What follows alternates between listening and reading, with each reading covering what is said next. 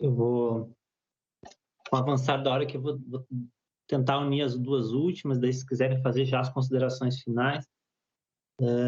Antes disso, eu queria ressaltar um ponto que eu acabei não falando, numa provocação para o professor José Carlos, que eu acho que é muito importante, da gente discutir dentro da Defensoria também, né, a nossa postura institucional em relação a alguns casos. A gente viu que na Defensoria da União, né, a gente está tendo alguns problemas, né, que entram em confronto aí a autonomia, a independência funcional do defensor, e por isso é sempre bom a gente ter essas discussões internas, né, ir qualificando e discutindo dentro da carreira os objetivos institucionais.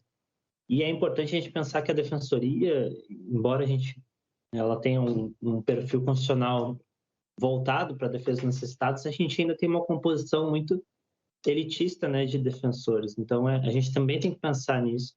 A gente não tem uma composição muito distinta da magistratura ou do Ministério Público, né? Então é muito importante a gente ter essa autocrítica institucional e estar sempre discutindo a composição, a questão das cotas, né? E trazendo a defensoria junto, democratizar a defensoria também, como a gente quer que se democratize a magistratura, que o Ministério Público são eminentemente brancos, assim como a defensoria. E terminando aqui com as perguntas, eu vou deixar para o Cristiano primeiro, que ele já tem que sair, se ele quiser fazer as considerações finais. O Marcelo Nogueira, da ABJD, ele pergunta como retomar a Comissão da Verdade no futuro governo popular e democrático, seria possível, e como lidar com a questão militar. E eu acho que a última, acho que não vou conseguir, porque é um tema mais abrangente, que era sobre a mudança da Lei de Segurança Nacional. Então, acho que é difícil fazer comentários breves, né? Mas se alguém quiser tentar, Cristiano, as considerações finais, por favor, obrigado. Obrigado. Eu reagi rapidamente a essa primeira pergunta, dizendo que é um pouco surpreendente que a Comissão da Verdade venha sendo qualificada como um verdadeiro problema para o meio militar. O que as pessoas não se lembram é que a Comissão da Verdade foi criada por uma lei cujo projeto de lei teve a participação do Ministério da Defesa. A própria criação da Comissão Nacional da Verdade já foi um gesto de conciliação. Ela coloca na lei, a lei 2528, que cria a Comissão Nacional da Verdade, ela usa várias vezes a palavra conciliação, que não está presente no texto da Constituição. A lei que cria a Comissão da Verdade é uma lei tímida. Ela foi feita por um grupo, o projeto de lei surge de um grupo interministerial que tem representantes do Ministério da Defesa, dos Direitos Humanos, da Justiça. Então, o meio militar participou. E eu me recordo do dia da promulgação da lei, os comandantes militares estavam no Palácio do Planalto. Então, não foi uma norma feita à revelia do meio militar ou com intenções punitivistas. E a própria atuação da Comissão Nacional da Verdade, muito embora houvesse grandes esforços importantes, não foi nem um pouco vanguardista e nem um pouco carbonária. Foi uma comissão que se encarregou mais de compilar dados e de estabelecer, tentar fazer um relatório a partir de dados existentes. Não houve um número alto de audiências públicas, não houve uma externalização da comissão. Então, o que eu digo é que essa pauta, ela continua viva. A questão tudo vai depender, nós não somos cientistas políticos, nem videntes. Primeiro, se haverá um governo popular, se haverá uma reocupação do mundo da política por políticos comprometidos com os direitos humanos, lembrando que quem criou a Comissão da Verdade, eu gosto de despartidarizar um pouco esse debate, tanto a lei que criou a Comissão de Mortos e Desaparecidos, como a lei que criou a Comissão de Anistia, são aprovadas no governo Fernando Henrique. São leis de 95 e 2002. Ou seja, não é que seja uma política de um partido. É muito importante que isso fique claro. Isso tem que ser uma política de Estado. Isso é como combate ao trabalho escravo. Essas pautas são pautas internacionais que envolvem um compromisso do Estado. Por isso que o Estado está sendo condenado na Corte Interamericana de Direitos Humanos, porque não está cumprindo o seu dever de Estado. Então, essa política é um dever de observância à Constituição. O que eu quero é que um novo governo, seja ele qual for, seja comprometido com a Constituição e pare com as atitudes desconstituintes que nós estamos vendo. Se isso acontecer, naturalmente vai se reorganizar um campo de reivindicação, se nós atingirmos um mínimo de estabilidade constitucional. Se vamos atingir ou não, não sei. Mas enquanto tivermos uma Constituição que estabelece o direito à verdade e reparação, estabelece compromisso do Estado brasileiro com os direitos humanos, nós temos que continuar exigindo a sua observância, mesmo em momentos difíceis, até principalmente em momentos difíceis. Eu vou deixar outra pergunta para a Vanessa e para o Zé Carlos. Quero agradecer muito o convite, a oportunidade, um debate excelente, o prazer de encontrar amigos de tanto tempo quanto vocês dois, de fazer novos amigos com essa equipe excelente da Defensoria Pública do Estado de São Paulo e me colocar à disposição para sempre que esse tema for debatido, eu tenho um enorme interesse e agradecer especialmente as perguntas feitas, que foram todas excelentes. Vou precisar sair por um compromisso e fica aqui o meu registro de felicidade por ter participado desse debate de hoje. Um abraço a todos. Obrigado. Tchau, Cristiano. Um abraço. Tchau, gente. Um abraço. Tchau, Cris. Vanessa, você quer? Só para complementar, pegar aquela outra questão sobre a Lei de Segurança Nacional, muito brevemente, né?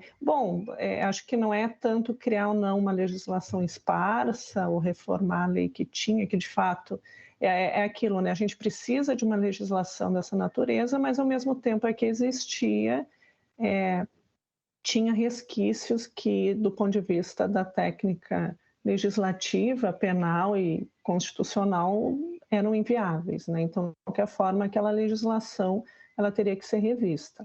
A opção de inserir, fazer ali uma inserção dentro do Código Penal não me parece exatamente um problema. Eu acho que a gente tem que pensar muito mais na redação, né? A gente vai ver que tem expressões bastante amplas ali, certamente a gente vai ter que ficar atento ali a como que aquelas terminologias vão ser construídas, né? Interpretadas, porque tudo que pode ser usado pode ser abusado, mas principalmente, né, a gente está num período em que esse tipo de legislação formada de uma forma muito frequente e extrapolou o limite do, digamos assim, do aceitável dentro de um regime democrático, né? Isso não é por acaso. Então, me parece que a gente tem que ligar essa luz amarela, né, muito mais, não existia ou não a legislação, porque de fato algumas questões, o caráter fragmentário do direito penal, ele, né, nesse tipo de questão, ele tem que ser chamado, mas pensar e ter atenção de que forma que essa legislação vai ser acionada, né, de que forma que o sistema vai construir essa dinâmica para acionar esse tipo de legislação que é excepcional, né? E também prestar atenção nos vetos que foram realizados para essa mesma legislação, né? Por exemplo, o crime de tipo penal de comunicação enganosa em massa foi vetado, né? Que é algo que está aí, é algo muito dentro da nossa realidade, né? As fake news e tudo mais. Então, acho que isso é bastante interessante para a gente pensar. Bom, deixo aqui então meu abraço, né, minha felicidade de participar desse evento, um tema super relevante que me é muito caro, rever grandes amigos, né, e aqui de novo deixar o reconhecimento pelo trabalho que a Defensoria Pública do Estado de São Paulo está fazendo nesse enfrentamento, né, bastante esclarecido e propositivo dentro desse cenário bastante problemático, né, pelo qual a gente está passando. Então, fico aqui o meu abraço e já deixo aqui, fico à disposição quando for necessário, tá? Um grande abraço. Bem, assim como uma consideração final para encerrar, eu gostaria de reforçar uma ideia, né? Quando a gente fala em justiça de transição, as palavras, já dizia, eu sempre digo isso, mas o José Saramago, num dos seus livros, diz que as palavras são umas desgraçadas, né? Ou seja, a gente tenta nominar as coisas, mas as palavras nos traem e às vezes não são as melhores. Então, essa expressão justiça de transição, às vezes ela também pode nos levar a um entendimento equivocado. Nós podemos achar que a justiça de transição trata de questões temporárias, né? de questões temporárias, não no sentido profundo que o Cristiano trouxe para nós, mas no sentido de coisas passageiras, né? Que tivemos a ditadura, acabou a ditadura, né? E aí começou a democracia, e aí pronto. Essas vidas têm que acabar, porque se a gente continuar com elas, estaremos mexendo numa coisa que ficou lá para trás, que já não, águas passadas não movem moinhos, temos que virar a página, botar ponto final, passar borracha. As expressões são muitas, né, para designar esse tipo de pensamento. No entanto, a justiça de transição, para além das medidas que realmente são temporárias, como, por exemplo, a possibilidade de responsabilizar os agentes da ditadura, vai até o limite de vida dessas pessoas, né, que são suspeitas, que foram denunciadas por centenas de pessoas que foram torturadas, que passaram pelas suas mãos, que está presente em vários documentos, em várias evidências, mas que há um bloqueio institucional para que possam avançar e serem reconhecidas institucionalmente como pessoas que tiveram essa participação, que tiveram esse papel. Então, até o limite da vida dessas pessoas se pode iniciar um processo de responsabilização, tá?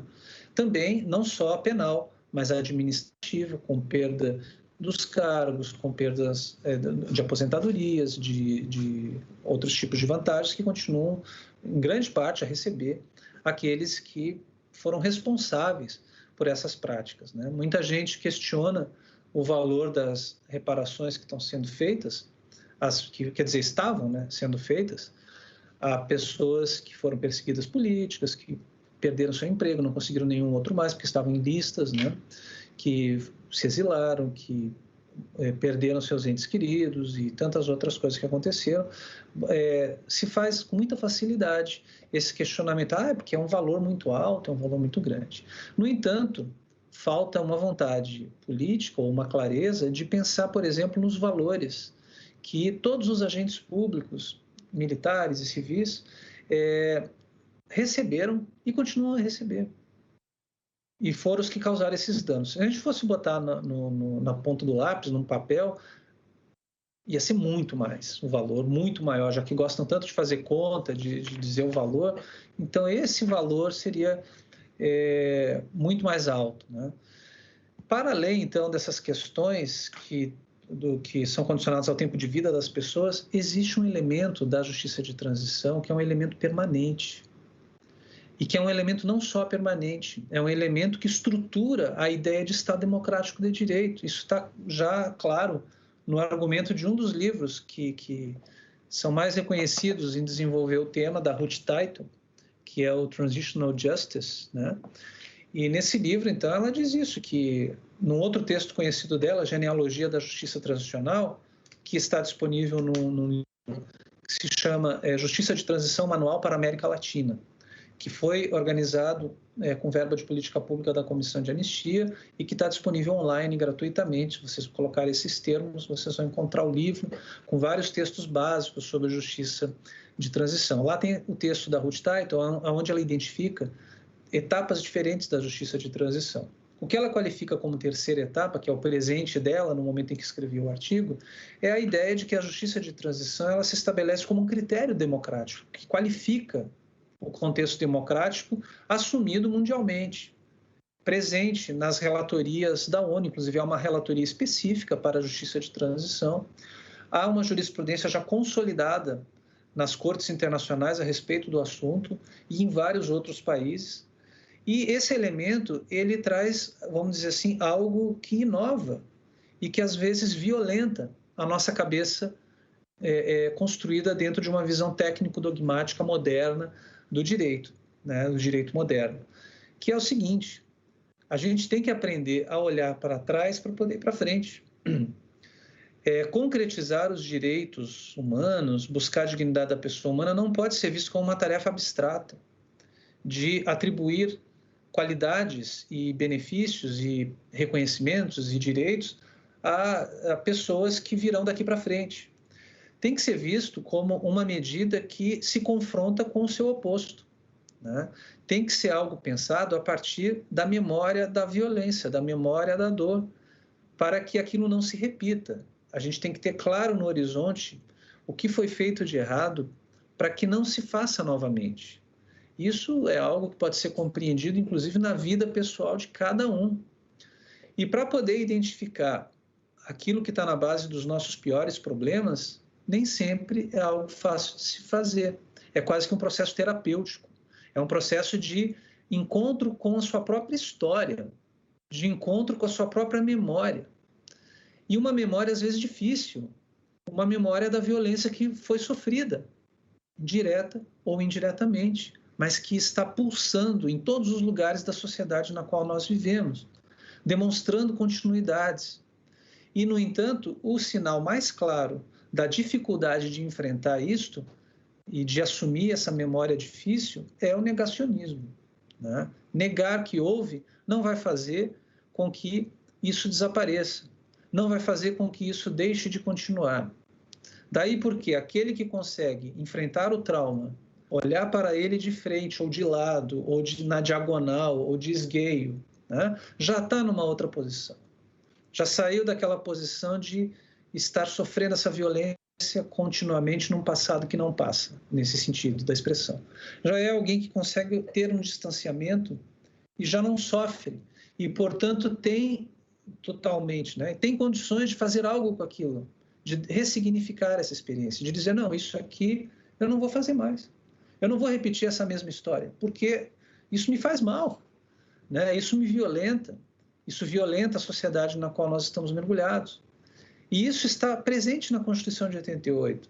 Isso está presente em toda a legislação que garante os direitos humanos. A gente tem que entender que direitos humanos tem que ser um conceito não pensado de forma abstrata ou de forma meramente relacionada à legislação. Os direitos humanos têm que ser identificados nos processos históricos concretos dos mais diferentes povos, na luta pelos seus direitos e, principalmente, no momento de vivência de ausência de reconhecimento de direitos. Ou seja, pessoas que sofrem necessidades fundamentais.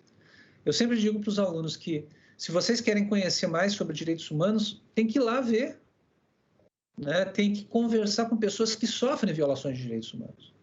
Porque é aí que a gente vai identificar realmente como isso acontece e como isso pode ser também evitado, né? E aí é uma dificuldade nossa do direito. Nós estamos muito acostumados a ver o mundo através da lente de conceitos abstratos. Nós não temos muito cacoete de ir às coisas nelas mesmas, de pensar a partir da experiência, inclusive academicamente, né? E eu acredito que essa é uma outra lição importante que a memória difícil, a memória da violência, que também é uma memória política, tem a nos ensinar. Nesse sentido, como disse o Cristiano, a memória é algo novo, é algo que não foi feito, é uma tarefa por fazer, né? É algo que ninguém conhece, que é negado, que é reconhecido. Por isso é que não é coisa do passado, é coisa do presente, né? As violações de hoje, elas se acumulam nas violações de ontem.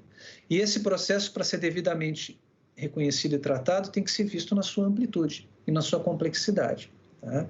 Então, eu fico com essa fala aqui para finalizar.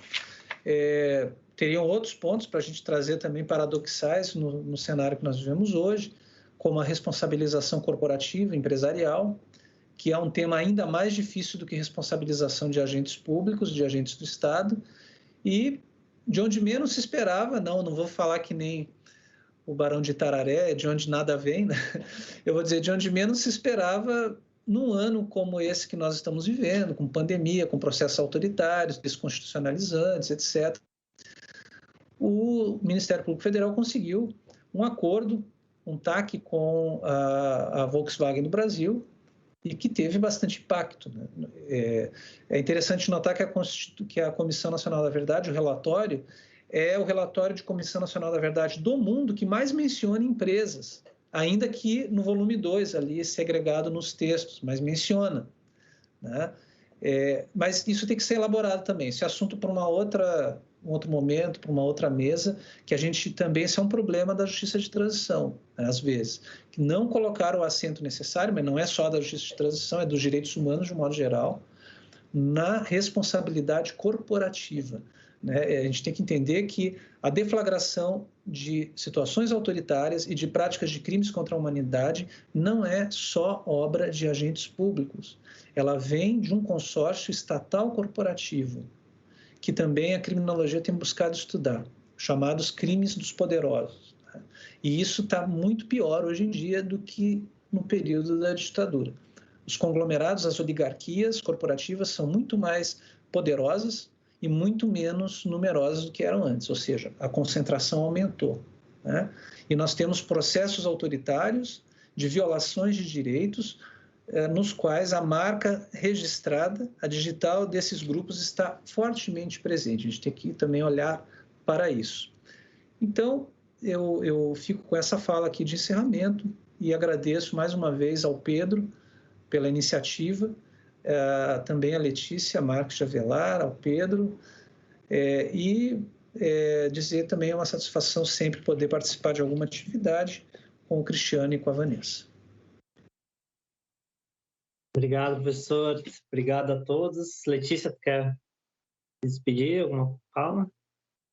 Quero só agradecer, foi um evento muito importante, necessário, exposições brilhantes. Agradecer mais uma vez a nossa palestrante, Vanessa, aos nossos palestrantes, professor José Carlos, professor Cristiano, e parabenizar o Pedro pela iniciativa, porque realmente é um debate muito necessário nos tempos em que estamos vivendo. Parabéns e agradeço mais uma vez. Parabéns à EDEP também, a quem agradeço na pessoa do Peter. E foi excelente, sem palavras para tanto aprendizado nessa data. Muito obrigada. Peter, quer fechar? Olá, queria também agradecer, fazer minhas as palavras da Letícia, agradecer especialmente as exposições da professora Vanessa, do professor José Carlos, e, enfim, ressaltar o quão importante foi, de fato, esse encontro, e aí, mais uma vez, parabenizar o Pedro por ter idealizado, também agradecer ao professor Cristiano Paixão, e aguardar ansiosamente o encontro da semana que vem, né? Lembrar a todos que teremos mais uma segunda parte dessa temática na sexta-feira que vem, pela manhã, com outros grandes nomes para continuarmos os debates. Mais uma vez agradeço, portanto, e Pedro, com você o encerramento oficial. É isso mesmo, gente. Acho que o pessoal já está no horário de almoço aí, o evento vai ficar gravado nas redes da Defensoria no YouTube. E muito obrigado aí, professor, Vanessa, bom revê-los. E se quiserem, semana que vem também participar, estão super convidados. Tchau, tchau, gente. Ótimo, legal. Tchau, gente.